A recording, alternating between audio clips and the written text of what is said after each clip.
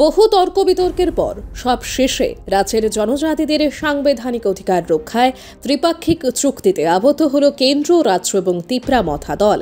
শনিবার কেন্দ্রীয় স্বরাষ্ট্রমন্ত্রী অমিত শাহের উপস্থিতিতে এই চুক্তি স্বাক্ষর করা হয়।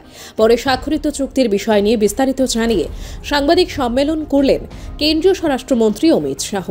চুক্তির বিষয় নিয়ে তিনি জানান, সবার কাছে এই চুক্তি একটি উল্লেখযোগ্য সাফল্য অর্জন।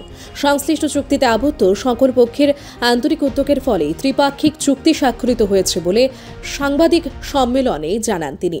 জনজাতিদের সাংবিধানিক অধিকার রক্ষা, জমির অধিকার এবং রাজনৈতিক অধিকার সহ কৃষ্টি সংস্কৃতি রক্ষায় এবং অধিকার ক্ষমতা প্রদানের জন্য চুক্তি অনুযায়ী সকল পক্ষের প্রতিনিধিদের নিয়ে গঠন করা হবে জয়েন্ট ওয়ার্কিং কমিটি।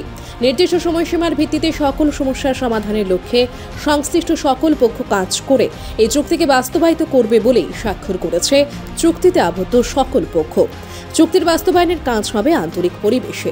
বাস্তবায়নের কাজের সময় কোনো ধরনের প্রতিবাদ, বিক্ষোভ কর্মসূচি না করার বিষয়ে সহমত পোষণ করেছে কেন্দ্র, রাজ্য এবং মথা দল।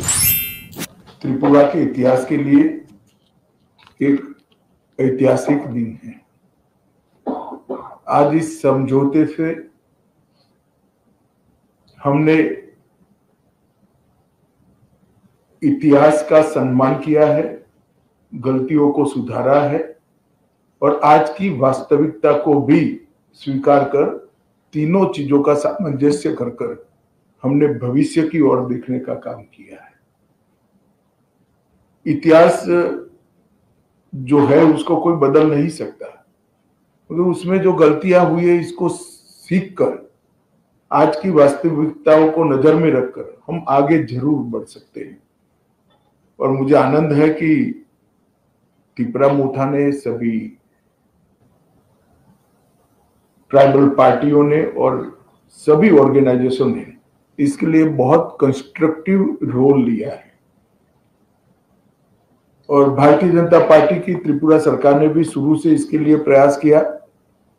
विप्लव जी उपस्थित है, माणिक शाह जी यहाँ उपस्थित है। माणिक शाह जी ने भी बड़े इंटरेस्ट से बारीकियों में इसको स्टडी कर अंजाम तक पहुंचाने में बड़ी अच्छी भूमिका अदा की है।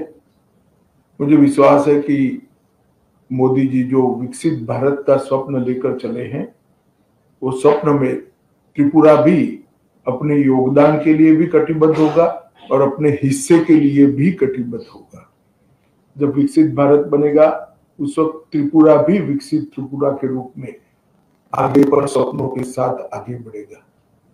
प्रधानमंत्री जी के नेतृत्व में गृह मंत्रालय ने उग्रवाद मुक्त, हिंसा मुक्त और विवाद मुक्त नॉर्थ ईस्ट की कल्पना को साकार करने का प्रयास किया है। हमने ढेर सारे संगठनों से बात की, सरेंडर्स भी बहुत हुए।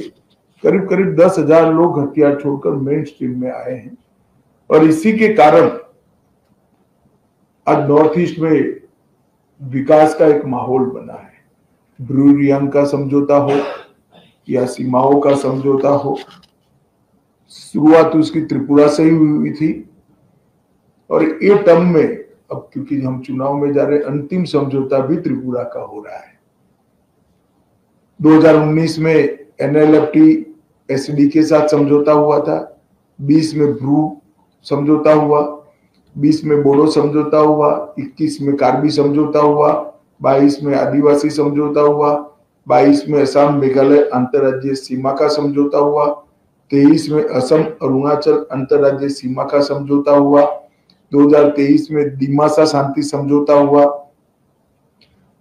2023 में UNLF का समझौता हुआ और 2023 में ही उल्फा का समझौता हुआ और अब ये समझौता हो रहा है। तो कुल मिलाकर 11 अलग अलग प्रकार के सीमाओं से जुड़े हुए, अपनी पहचान से जुड़े हुए, अपनी संस्कृति और भाषा के लेकर संघर्ष करने वाले सभी के साथ सामंजस्य पूर्वक बात कर हमने संघर्ष को समाप्त करने की दिशा में काम किया है। मुझे बहुत आनंद है कि आज त्रिपुरा, हम विवाद मुक्त त्रिपुरा की ओर आज से आगे बढ़े हैं। मैं प्रद्युत देव जी को बहुत बहुत धन्यवाद करना चाहता हूं। भारत का इतिहास है, जब विभाजन की विभीषिका पूरा देश झेल रहा था, तब बांग्लादेश के सभी हिंदू परिवारों को शरण देने का काम आपके दादा ने किया था। महात्मा गांधी की अपील को उन्होंने सम्मान किया था, मगर बाद में कुछ ऐसी बातें हुई कि मतभेद भी हुए, थोड़े संघर्ष भी हुए। आज सभी लोग एक साथ मिलकर आगे बढ़ने का निर्णय कर आगे बढ़ रहे हैं। उस वक्त मैं इतना विश्वास दिलाना चाहता हूं कि आपके अधिकारों के लिए आपको कभी अब संघर्ष नहीं करना। ब्यूरो रिपोर्ट, शुभ वार्ता।